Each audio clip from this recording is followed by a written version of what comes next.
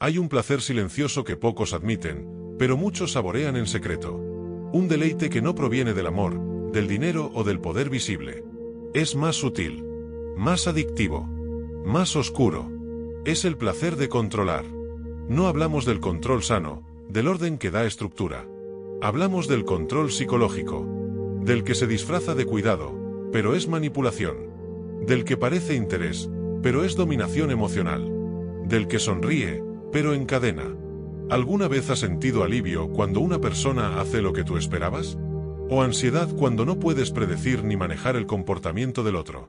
Esa necesidad de controlar no siempre es consciente, pero cuando se instala, seduce. Porque controlar da seguridad, da poder, da placer. Hoy vamos a sumergirnos en ese lado oculto del comportamiento humano. Vamos a explorar por qué algunas personas necesitan controlar todo y a todos, como lo hacen sin que te des cuenta, y lo más perturbador, por qué puede ser tan adictivo para ellos, y también para ti. Prepárate, porque lo que descubrirás puede incomodarte, pero también puede liberarte. ¿De dónde nace la necesidad de control? ¿Por qué hay personas que no pueden soltar, que necesitan tener siempre la última palabra, que se angustian si no saben qué vas a hacer, cómo vas a responder o si vas a quedarte a su lado? Para entender el placer de controlar, primero hay que mirar su origen. Y su origen, como casi todo en la conducta humana, suele estar en la inseguridad. El controlador no siempre se presenta como una figura poderosa. A veces parece protector, amoroso, atento. Pero en el fondo, detrás de esa máscara, hay miedo. Miedo al abandono, miedo a no ser suficiente, miedo a perder el control de lo que siente por dentro. Así que la única forma de calmar ese caos interno es controlar lo que pasa fuera. Pero controlar no es simplemente manipular. Es algo más sofisticado. Es diseñar cuidadosamente las emociones ajenas, construir narrativas en las que los demás se comporten como uno espera. Es moldear el ambiente para que nada sorprenda, para que todo se sienta predecible. ¿Y qué da eso? Una falsa sensación de seguridad. Desde niños, muchas personas aprenden que solo son validadas si se comportan de cierta manera. Y eso, con el tiempo, se convierte en una necesidad de replicar ese mismo mecanismo con los demás. Quieren que el otro actúe como ellos aprendieron a actuar, cumpliendo expectativas, evitando conflictos, cediendo. Y aquí aparece el placer. Porque cuando logran que el otro se comporte como quieren, cuando ven que su estrategia funciona, no solo se sienten seguros, se sienten poderosos. En un mundo donde todo cambia, donde nada es completamente estable, tener el control de alguien, aunque sea por instantes, les da una dosis intensa de placer psicológico. Y como toda forma de placer, eso se vuelve adictivo. Pero hay muchas formas de ejercer ese control. No todas son obvias. De hecho, las más efectivas son las invisibles. Hay personas que no te dicen qué hacer, pero te hacen sentir culpable si no haces lo que esperan. No te gritan, pero te castigan con el silencio. No te prohíben, pero te hacen dudar de ti mismo hasta que tú mismo eliges lo que ellos quieren que elijas. Eso es control encubierto, y es uno de los más peligrosos. El placer de controlar se disfraza. Se camufla en frases como «es por tu bien», «yo solo quiero ayudarte», «si me amaras, no harías eso». Y quien lo ejerce muchas veces no se ve a sí mismo como controlador. Se ve como alguien que solo quiere proteger, ayudar, mantener la relación a salvo. Pero detrás de esa supuesta protección hay miedo y necesidad de poder. Ahora bien, ¿por qué el control da placer? Porque apaga la incertidumbre. Porque elimina el riesgo. Porque da la sensación de que todo depende de uno mismo. Y eso, para alguien que teme ser herido, es más valioso que cualquier otra cosa. Cuando una persona controla, no solo quiere que todo salga como espera, quiere que las emociones de los demás giren a su alrededor. Y cuando lo logra, cuando alguien cambia sus decisiones, su forma de pensar o incluso su identidad por adaptarse, ahí se produce un chute de dopamina emocional. Un goce psicológico que refuerza la conducta. Y como todo placer reforzado, se repite. Se alimenta. Se vuelve parte del patrón. Pero este patrón no solo daña al otro, también encierra al controlador en una prisión emocional. Porque vivir controlando significa vivir con miedo constante a perder ese control. Es un juego sin final feliz. Porque en el fondo, siempre saben que el otro podría irse. Podría desobedecer. Podría descubrir la manipulación. Y eso los aterra. Así que intensifican las tácticas. Refinan el lenguaje. Se vuelven más sutiles, más expertos en llevarte por donde quieren, sin que tú lo notes. Ahora, pensemos en algo incómodo, ¿y si tú también has sentido placer al controlar? Porque aquí no se trata solo de señalar a los demás. Todos, en algún momento, hemos querido que alguien nos diga lo que queremos escuchar. Todos hemos hecho algo para que el otro reaccione de cierta forma. Todos hemos sentido ese micro alivio cuando todo está bajo nuestro control. ¿Por qué? Porque el control es uno de los mecanismos humanos más básicos de defensa emocional. La diferencia está en cuánto lo necesitas, en cuánto dependes de ello, en si puedes aceptar la incertidumbre o si te ahoga. El placer de controlar se vuelve destructivo cuando se convierte en una necesidad constante, cuando no puedes amar sin poseer, cuando no puedes cuidar sin invadir, cuando no puedes conectar sin dominar. Y aquí es donde empieza el conflicto interno. Porque el controlador sufre. Aunque parezca fuerte, aunque parezca que tiene todo bajo control, por dentro vive una batalla constante. El miedo a que el otro cambie, a que descubra que no lo aman por quien es, sino por cómo se deja controlar. A que un día se levante y diga, ya no más. Porque cuando el control se convierte en adicción, el placer se transforma en dependencia. Y ahí deja de ser disfrute y se vuelve necesidad. En esta primera parte hemos abierto el telón. Hemos mirado de frente esa parte incómoda que todos tenemos, la necesidad de controlar. En la siguiente parte, iremos más profundo. Exploraremos las tácticas específicas que usan los controladores emocionales y cómo logran atraparte poco a poco sin que lo notes. Porque el control raramente comienza de forma agresiva. No se impone. Se insinúa. El controlador emocional no siempre grita ni exige. A veces solo insinúa una duda, un me preocupa que salgas con esa persona, un no crees que eso te hace quedar mal, o incluso un haz lo que quieras, pero no esperes que yo esté bien con eso. Y así, sin decirlo directamente, pone en tus manos una elección envenenada, o haces lo que él quiere, o cargas con su desaprobación. La manipulación emocional comienza como una danza suave. El controlador te observa, aprende tus puntos débiles, detecta tus inseguridades. Sabe cómo hablarte, cuándo elogiarte, cuándo hacerte sentir especial. Pero también sabe cuándo retraerse, cuándo castigarte con distancia, cuándo hacerte sentir que lo estás perdiendo. Y eso, cuando ya has sido seducido emocionalmente, duele. Porque para que el control funcione, primero necesitas estar emocionalmente involucrado. Nadie controla a quien no le importa. Así que el primer paso del controlador es conquistar emocionalmente. Ganarse tu confianza. Mostrarse como alguien que te entiende como nadie. Que te cuida. Que te prioriza. Y cuando ya estás dentro, cuando ya hay conexión, ahí empieza la verdadera obra. Y no lo hace de golpe. Lo hace gradualmente. Hoy es una sugerencia. Mañana es un reproche.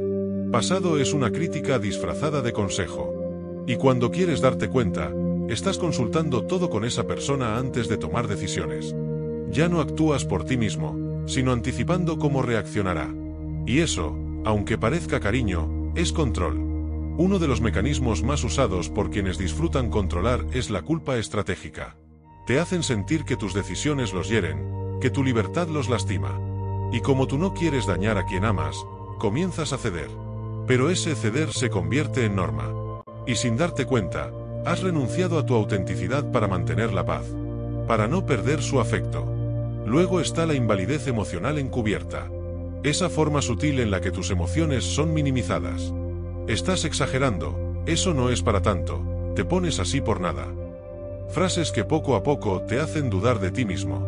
Te hacen creer que tus reacciones son excesivas, que tú eres el problema. Y mientras tú te desmoronas tratando de entenderte, el otro toma el control del discurso. Decide qué es válido y qué no. ¿Qué sientes y por qué lo sientes? También está la ambivalencia emocional, otra herramienta poderosa del controlador. Te da y te quita. Hoy te llena de amor, mañana te ignora. Hoy te valora, mañana te critica. Y ese vaivén te engancha. Porque cuando el afecto es intermitente, se vuelve más adictivo. Buscas constantemente volver al momento en que todo se sentía bien. Pero el controlador es quien tiene el poder de darte o quitarte esa sensación. Y tú, sin saberlo, ya estás dentro de su juego. Ahora pensemos en una pregunta incómoda. ¿Por qué te enganchas con alguien que te controla? ¿Por qué no lo ves? ¿Por qué lo justificas? Porque el control emocional no solo depende de quien lo ejerce, sino también de quien lo permite. Muchas veces, Las personas que se enganchan con controladores tienen heridas emocionales no resueltas. Heridas que les hacen normalizar ciertas conductas. Si creciste creyendo que el amor se gana, que hay que esforzarse para que te valoren, que ser bueno es ceder, entonces cuando alguien te controla, no lo ves como manipulación, lo ves como amor intenso, como preocupación, como cuidado. Pero no lo es. El amor verdadero no te encierra, no te condiciona, no te castiga por ser tú. El amor no necesita control. Pero cuando tu herida interna te hace sentir que solo mereces amor si cumples ciertas reglas, entonces aceptarás el control como parte del trato. Y aquí es donde el placer de controlar se conecta con el dolor de ser controlado. Porque mientras uno disfruta el dominio, el otro se acostumbra a vivir desde la renuncia. Uno se alimenta del poder, el otro sobrevive en la adaptación. Y ambos crean un vínculo tóxico, disfrazado de dependencia emocional. Pero el controlador no siempre es consciente del daño que hace. Muchos controladores creen genuinamente que están haciendo lo correcto, que están salvando al otro de sí mismo, que su forma de actuar es amorosa. Y eso lo hace más peligroso, porque al no verse como agresores, no tienen razones para cambiar. ¿Y qué pasa cuando el controlador se encuentra con alguien que no cede, que no se deja moldear, que tiene límites claros? Aparece la frustración, la rabia, el intento de intensificar las estrategias. Y si nada funciona, suelen retirarse, pero con rencor.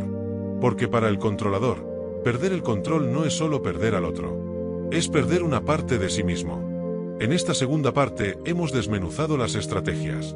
Vimos cómo el control se disfraza de amor, de cuidado, de interés. Cómo se mete en tu mente sin que lo notes. Pero lo más importante es comprender que el control no se sostiene si quien lo recibe aprende a detectar sus señales, a poner límites, a desactivar esa necesidad. Y en la tercera parte iremos a fondo con eso. Veremos qué pasa dentro de la mente de quien controla, por qué repite el patrón, cómo se construye esa necesidad, y qué ocurre cuando se enfrenta al caos de no tener dominio sobre lo que siente, ni sobre los demás. Porque cuando el controlador pierde el control, no solo se enfrenta a la frustración, se enfrenta a su propia herida emocional. Esa herida profunda que lleva años intentando tapar con dominio, con manipulación, con certezas. El caos emocional que aparece cuando ya no puede controlar al otro es devastador. Porque le recuerda lo que más teme, su propia fragilidad. La mente del controlador vive bajo una tensión constante. Es una mente que analiza, anticipa, calcula, construye guiones mentales sobre cómo deberían comportarse los demás. Y cuando alguien se sale de ese libreto, cuando no responde como debería, no solo aparece la incomodidad, aparece el miedo. Porque el controlador no sabe navegar en la incertidumbre emocional. Por eso necesita controlarlo todo, lo que dices, cómo lo dices, cuándo lo dices. Quiere saber con quién hablas, por qué llegaste tarde, qué pensaste antes de tomar una decisión. Pero no es curiosidad sana. Es vigilancia emocional. Porque si no puede anticipar lo que harás, entonces tampoco puede protegerse de cómo eso le hará sentir. Y aquí es donde muchos se confunden.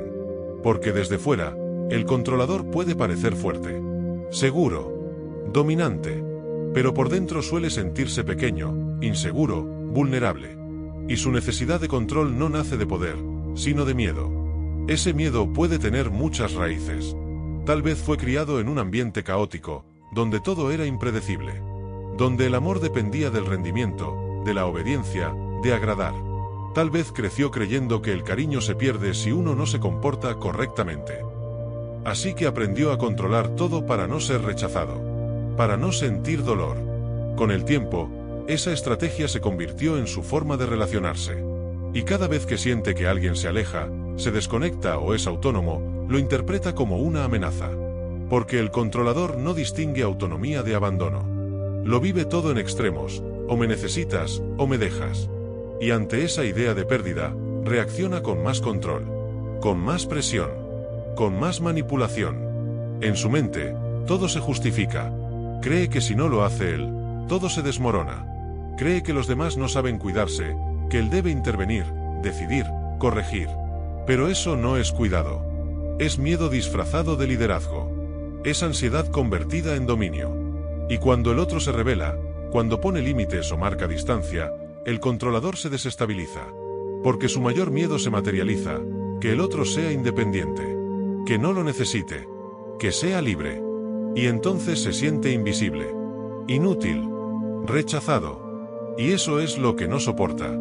Porque en el fondo, el placer de controlar es una máscara. Un recurso para tapar el terror interno de no ser suficiente. De no ser querido por quien uno es, sino por lo que uno da o impone. Y esa herida, al no ser sanada, se convierte en un círculo vicioso. Lo irónico es que cuanto más control se busca, más rechazo se genera. Porque las personas no quieren sentirse vigiladas, presionadas, invadidas. Quieren sentirse libres, vistas, respetadas. Así que el controlador termina provocando justo lo que más teme, que el otro se aleje. Y cuando eso ocurre, el sufrimiento es real. No es actuación. El controlador no solo pierde al otro, también pierde el sentido de estabilidad emocional. Porque no ha construido su seguridad desde adentro, sino desde lo externo. Desde lo que puede dominar. Y cuando ya no puede dominar, se desmorona. En este punto, puede tomar dos caminos. O busca a alguien nuevo que le permita repetir el patrón de control, o, si hay un mínimo de conciencia, puede comenzar a cuestionarse. A preguntarse por qué necesita tanto controlar. ¿Qué está intentando evitar? ¿Qué le da tanto miedo sentir? Y es aquí donde comienza la verdadera transformación. Porque cuando el controlador se permite mirar hacia adentro, sin máscaras, sin excusas, sin justificaciones, empieza a comprender que todo su deseo de control fue un mecanismo para no entrar en contacto con su dolor. Para no revivir viejas heridas. Para no sentirse pequeño otra vez.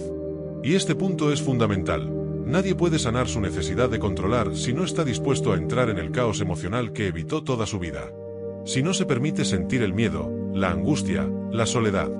Si no se abre a la posibilidad de que no todo en la vida se puede predecir, dominar o estructurar. Porque vivir sin control es aterrador al principio. Pero también es liberador. Es renunciar a la ilusión de que uno puede evitar el dolor manipulando al otro. Es aceptar que el amor no se garantiza con estrategias. Que la conexión real solo ocurre cuando uno se muestra vulnerable, no dominante. En esta tercera parte hemos explorado el núcleo del controlador, su mente, su herida, su miedo. Y con esto en la superficie, en la siguiente parte daremos un giro más profundo. Vamos a ver cómo este patrón se reproduce generación tras generación. Cómo el placer de controlar también se enseña, se hereda, se normaliza. Y cómo, sin darnos cuenta, muchas veces educamos para controlar, o para ser controlados. Porque lo más inquietante del control es que no aparece de la nada. Se aprende, se hereda, se normaliza desde los primeros años de vida. Y muchas veces, sin darnos cuenta, lo convertimos en la forma básica de vincularnos. En casa, en la escuela, en las relaciones.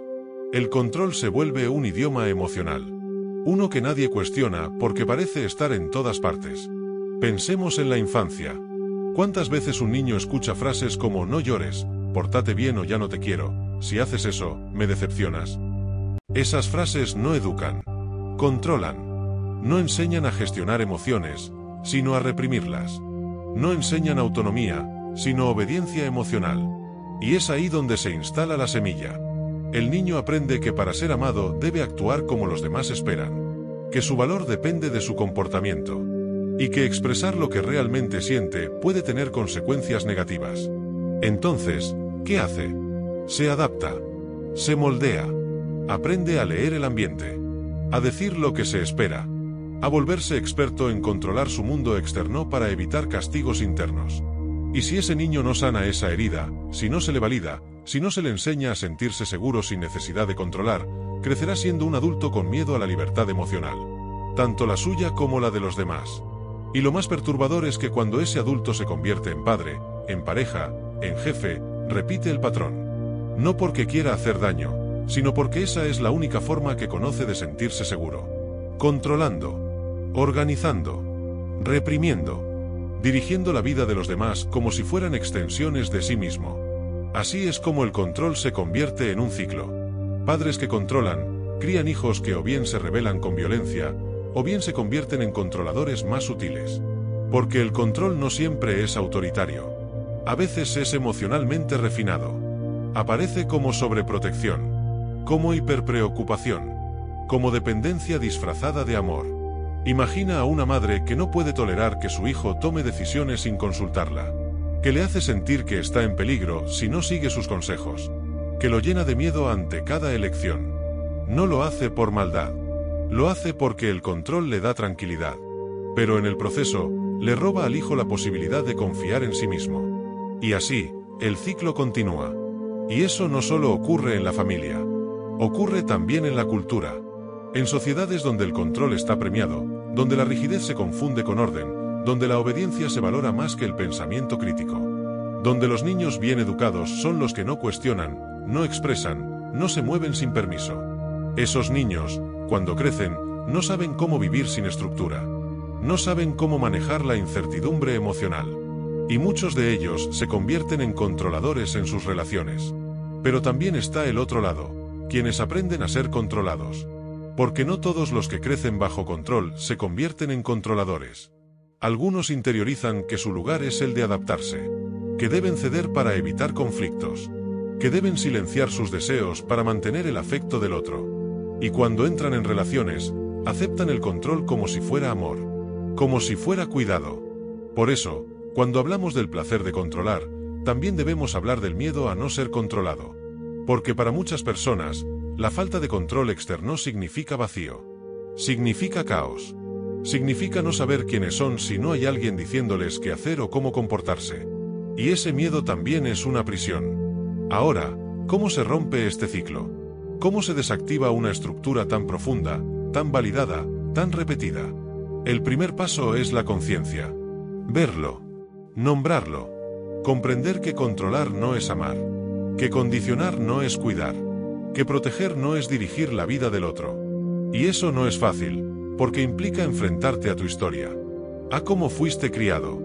A cómo aprendiste a vincularte. A lo que tu familia, tu cultura y tu entorno te dijeron que era correcto. Luego viene el trabajo emocional. Aprender a tolerar la incertidumbre. A aceptar que los demás tienen derecho a decidir, aunque sus decisiones no coincidan con tus deseos. Aprender a soltar sin sentir que pierdes valor.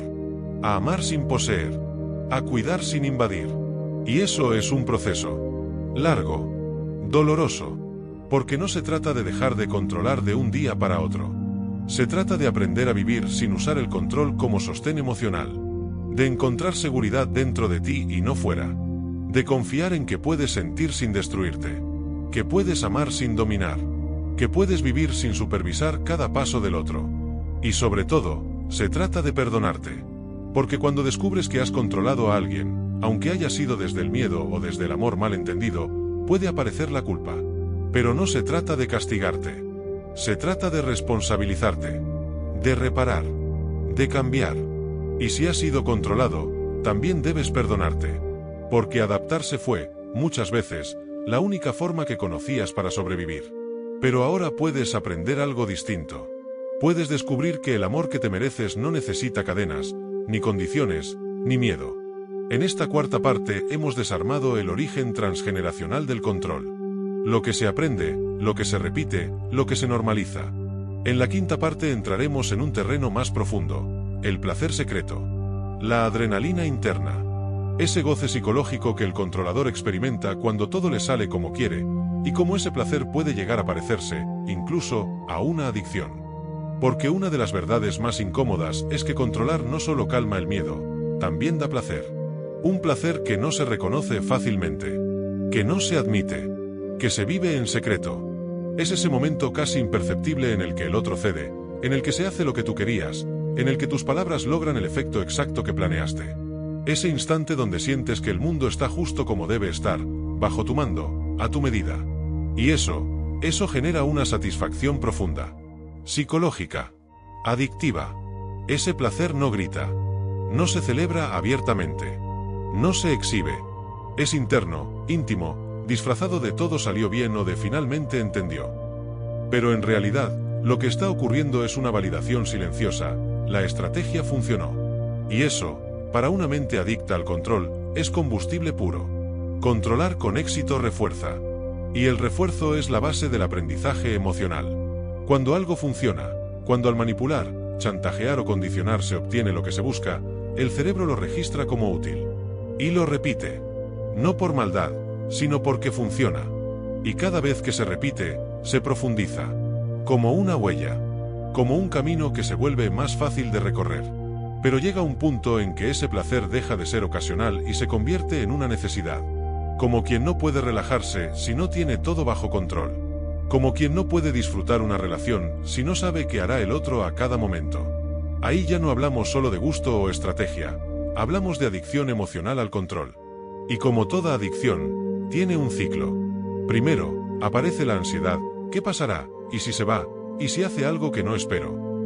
Luego viene la acción de control, una pregunta dirigida, una crítica sutil, un gesto de desaprobación, una amenaza emocional disfrazada de preocupación. Después, cuando el otro responde como se esperaba, aparece el alivio, y con él, el placer. Y al final, una calma momentánea. Pero que no dura. Porque pronto, la ansiedad vuelve. Y todo el ciclo comienza otra vez. El problema es que ese ciclo se refuerza con el tiempo. El controlador se vuelve más hábil, más meticuloso. Aprende qué funciona con cada persona, qué botones emocionales puede presionar, cómo disfrazar mejor su deseo de dominio. Y cuanto más control logra, más lo necesita. Porque ese placer, al igual que cualquier droga emocional, genera tolerancia. Lo que antes bastaba, ahora ya no alcanza. Y aquí aparece otro matiz importante. El controlador también se convierte en prisionero de su propio sistema. Porque ya no sabe vincularse sin ese ciclo. Ya no sabe esperar que el otro decida por sí mismo. Ya no tolera que alguien diga no, que se equivoque, que tenga autonomía. Porque la libertad del otro representa un riesgo, el riesgo de no sentirse validado, seguro o necesario. Y eso desgasta. Aunque no se nota al principio, desgasta profundamente. Porque mantener el control constante requiere un nivel de energía emocional inmenso. Es vigilar todo, interpretar todo, calcular cada palabra, anticipar cada reacción. Es vivir con la tensión permanente de que todo puede salirse de las manos en cualquier momento. Y eso, aunque de placer por instantes, consume. Ahora bien, este placer del que hablamos no siempre es consciente. Muchas personas que ejercen control ni siquiera lo reconocen. Se cuentan historias como lo hago porque me importa, es que no sabe lo que le conviene, si no lo controlo, todo se desordena. Y se convencen de que su necesidad de dominio es en realidad un acto de amor. Pero no lo es. Es miedo, traducido en estrategia. Y esa negación de lo que realmente ocurre es lo que impide el cambio. Porque mientras el placer esté justificado, seguirá buscándose. Mientras el controlador siga creyendo que hace lo correcto, no tendrá razones para detenerse. Por eso, el primer paso para romper con la adicción al control es desmontar esa narrativa interna. Es decirse la verdad, yo controlo porque necesito sentirme seguro. Porque me da placer saber que tengo influencia. Porque me da miedo lo que pasa si no la tengo. Esa sinceridad puede doler, pero también puede liberar.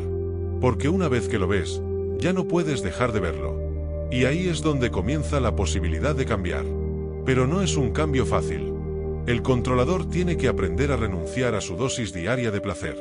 A aceptar que el otro puede actuar como quiera, sin que eso sea un ataque. A permitir errores, desacuerdos, decisiones ajenas. A dejar de moldear el mundo externo para empezar a sostener su mundo interno. Y eso da miedo. Porque el placer de controlar es una anestesia. Una manera de evitar sentir la inseguridad, la vergüenza, la herida. Cuando se quita esa anestesia, todo eso aparece. Pero también aparece algo nuevo, la oportunidad de construir relaciones reales. Basadas en respeto, en libertad, en conexión auténtica, no en dependencia disfrazada de armonía. Y si tú, que escuchas esto, alguna vez has sentido ese placer, si alguna vez te has descubierto disfrutando secretamente de tener razón, de que el otro te siga, de que ceda, no te castigues. Obsérvate. Pregúntate, ¿qué parte de mí está buscando sentirse segura? ¿Qué vacío intento llenar con este control? ¿Qué placer me estoy permitiendo porque no sé cómo lidiar con la incertidumbre? Ahí empieza el verdadero trabajo. No en dejar de controlar por obligación, sino en descubrir que no necesitas hacerlo para sentirte suficiente. Que no hace falta dirigir la vida de nadie para sentir que tienes valor. Que puedes disfrutar del vínculo sin tener el mando. Y si has estado del otro lado, si alguien ha tenido poder sobre ti, si has sentido que tu libertad estaba condicionada, que tu voz se apagaba para no molestar, también puedes hacer ese corte. Puedes reconocer que no estás siendo amado, sino moldeado. Y que ese amor que se alimenta del control, en realidad, te niega. En esta quinta parte hemos destapado la dimensión más cruda del control, su goce, su adicción, su ciclo silencioso. En la próxima parte, entraremos aún más profundo. Vamos a explorar cómo se rompe este patrón. ¿Qué sucede cuando el controlador pierde a su objeto de control? ¿Cómo reacciona? ¿Qué siente? ¿Qué mecanismos emergen cuando ya no puede manipular, cuando su estrategia falla, y lo que eso revela sobre su verdadero yo? Porque todo controlador, tarde o temprano, se enfrenta a lo inevitable: perder el control. Ese momento en que la persona que solía ceder, ya no cede. En que quien antes preguntaba, ya no consulta. En que quien se dejaba moldear, comienza a tomar decisiones propias. Y para el controlador, ese instante es como un derrumbe emocional. Un terremoto interno que deja al descubierto su mayor temor: no ser necesario. No tener poder. No ser nada sin la influencia que ejercía. La pérdida de control no es solo frustración. Es crisis de identidad. Porque para quien ha construido su autoestima sobre el dominio de los demás, ya no saber qué piensa, siente o hará el otro es una amenaza existencial. Ya no puede anticipar, y eso lo desestabiliza. Ya no puede corregir, y eso lo desarma. Ya no puede controlar, y eso lo deja desnudo ante su propia inseguridad. Entonces aparece la reacción. Y esta puede adoptar muchas formas. Algunos controladores intensifican sus estrategias. Aumentan la presión, recurren al drama, a la culpa, al chantaje emocional. Dicen frases como: ya no soy importante para ti, no puedo creer que me hagas esto, todo lo hice por ti. No para comunicarse, sino para recuperar el dominio. Para recuperar el placer de tenerte bajo su influencia. Otros, en cambio, se retraen. Se alejan como castigo. Te retiran el afecto, la atención, el vínculo. Te hacen sentir que tu autonomía los destruyó. Que tu libertad es egoísmo. Que tu voz los hiere. Y si logran que te sientas culpable por ser tú, por decidir por ti, entonces regresan. Porque han recuperado el control. Pero cuando ninguna de estas tácticas funciona, cuando el otro ya no responde como antes, cuando no hay manera de volver a instalar la dinámica, el controlador se queda solo. No solo sin el otro, sino sin su estructura interna. Porque su mundo dependía de ese vínculo moldeado. Sin él, aparece el vacío. La ansiedad. La sensación de no saber quién es si no está controlando a alguien más. Y aquí es donde se revela lo más profundo del asunto. El controlador no controla por gusto solamente. Controla porque no sabe vivir consigo mismo. Porque cuando el mundo externo ya no responde como espera, su mundo interno se vuelve inhabitable. Lleno de voces, dudas, recuerdos, heridas. Todo aquello que evitó sentir mientras organizaba, manipulaba y dirigía la vida ajena. Entonces, ¿qué hace? Puede buscar rápidamente una nueva figura a la que controlar. Alguien más vulnerable, alguien dispuesto a ceder. Porque necesita reconstruir el escenario donde puede sentirse válido, donde puede experimentar de nuevo ese placer de tener dominio. Pero lo hará cada vez con más desgaste, con más ansiedad, con menos eficacia. Porque nada afuera puede sostener algo que internamente está fracturado. Otros, en cambio, si tienen un mínimo de conciencia, se enfrentan por fin a sí mismos. A su historia. A su dolor. A su herida. Y ahí comienza, por primera vez, un proceso real de transformación. Porque cuando ya no puedes controlar, y ya no puedes huir, solo queda mirar hacia adentro. Y ese momento es brutal. Porque aparece todo lo que se evitó durante años. El miedo a no ser amado por quien uno es, el terror a ser visto en vulnerabilidad, la vergüenza por las propias estrategias, el vacío de no tener identidad sin el otro.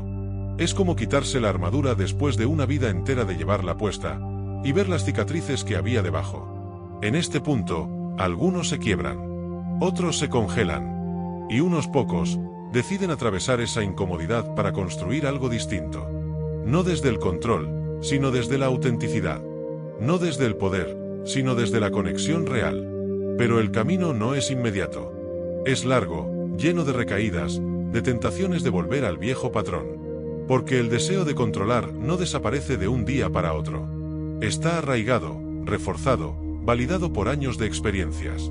Aparece en pequeñas formas: querer tener la razón, querer que los demás hagan las cosas a tu manera, sentir molestia cuando alguien actúa distinto a lo esperado. La diferencia está en qué haces con eso. Si lo detectas, si lo frenas. Si lo nombras. Si lo trabajas.